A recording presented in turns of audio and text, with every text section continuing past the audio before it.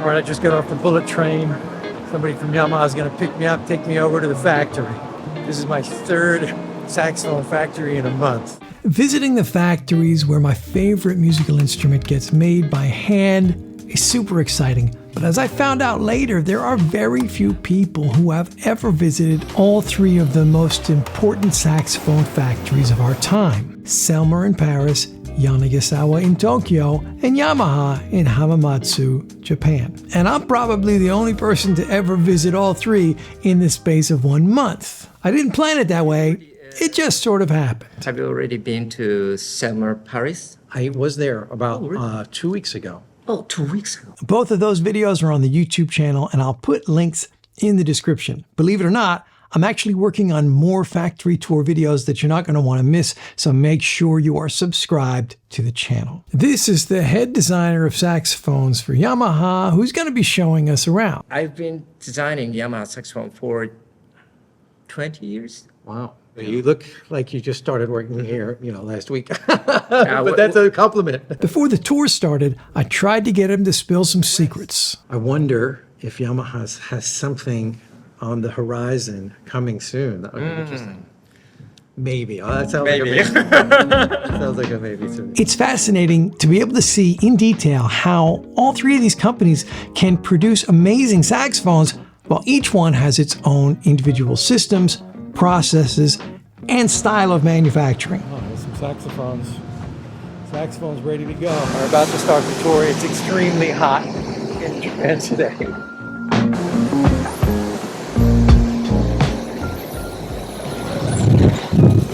When you step into the facility, there is a rush of air that you can hear and feel. This huge building is fully climate controlled. As you can see, this is a very large and seriously well-organized factory that's been in operation since 1970. The first stop on our tour is perhaps the thing Yamaha is most proud of, and that is the hand hammering of the saxophone bells.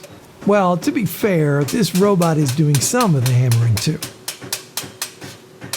This worker is hand hammering Yamaha's one-piece bells, which are made out of a single sheet of brass that gets soldered together along one seam. This process is reserved for Yamaha's highest-end professional custom model EX and Z saxophones. The one-piece bells start out in this very rough and squarish shape. Our friend here is going to hammer it into a more shapely saxophone bell. He spends about 5 minutes on each one.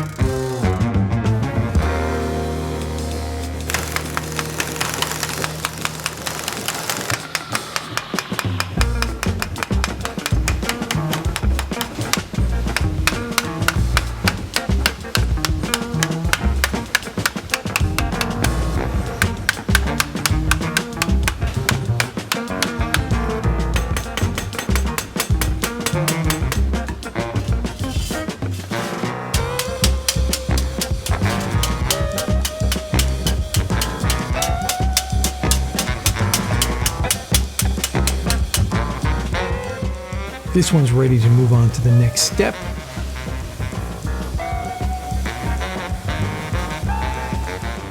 Time for another.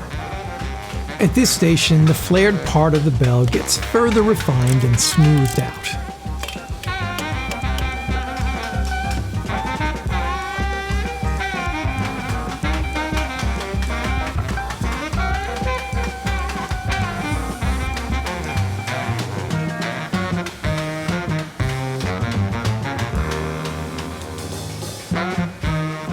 Just a few more hits from the hammer.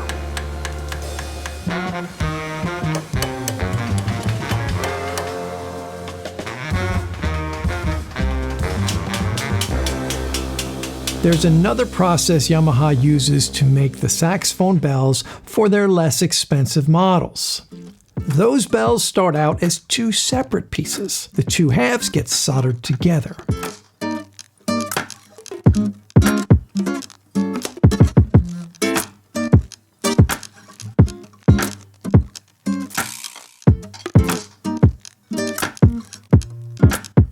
Now the bells get shaped precisely using a super high pressure hydraulic blast. On to the next step. There are a ton of metal posts that need to get soldered onto the saxophone bodies.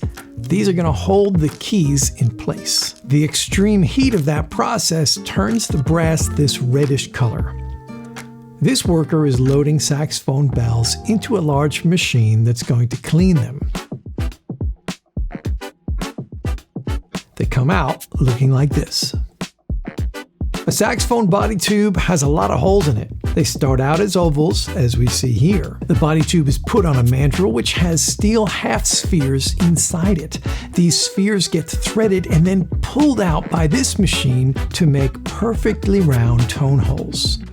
First the right hand, and then the left.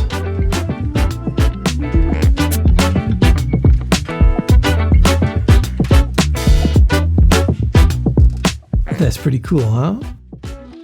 These tubes are ready for the next step, buffing. Before we assemble a saxophone and put on the finishing touches, a lot of buffing needs to be done. This process makes the brass smooth and removes any scratches or imperfections that may have occurred. Yamaha's buffing room is no joke.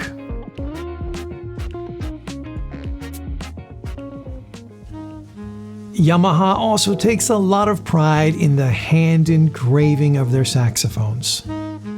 I love this engraving station toolkit.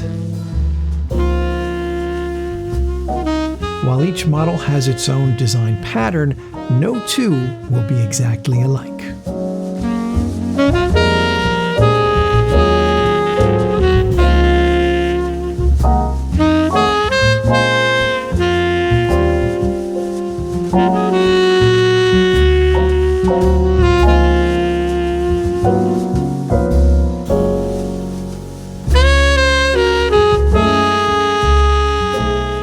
Once the parts have been buffed, it's time to apply the lacquer. First, they have to be meticulously cleaned, and that's what this worker is doing to these baritone saxophone bells.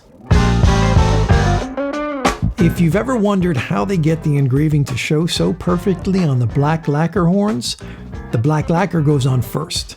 Then they get engraved, then they get cleaned, and a coat of gold lacquer is applied on top. The lacquer gets applied by hand with a spray gun first and then by the machine. Doesn't that machine give you a sort of 1970s Godzilla movie vibe?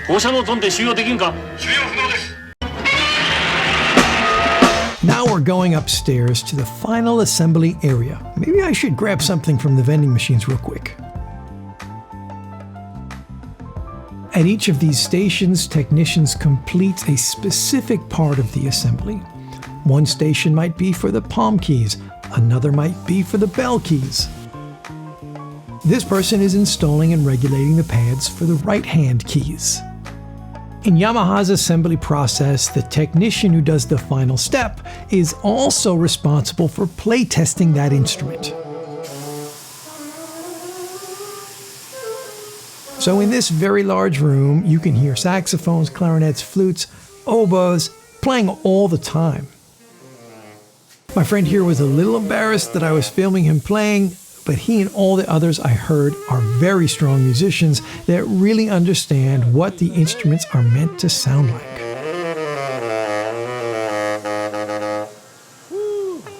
Very good. I want to thank Yamaha for inviting me into their factory and showing me around. It was a tremendous honor for me to be allowed to film their process and share it with you. What I've learned from visiting these 3 factories is that there is more than one way to make a great saxophone, and getting that up-close look at the processes really helps us to better understand all the differences between the various brands, as well as how much actually goes into making our favorite instrument. Now, if you want to see how Yanagisawa and Selmer are so different than Yamaha, you're going to want to watch these videos next.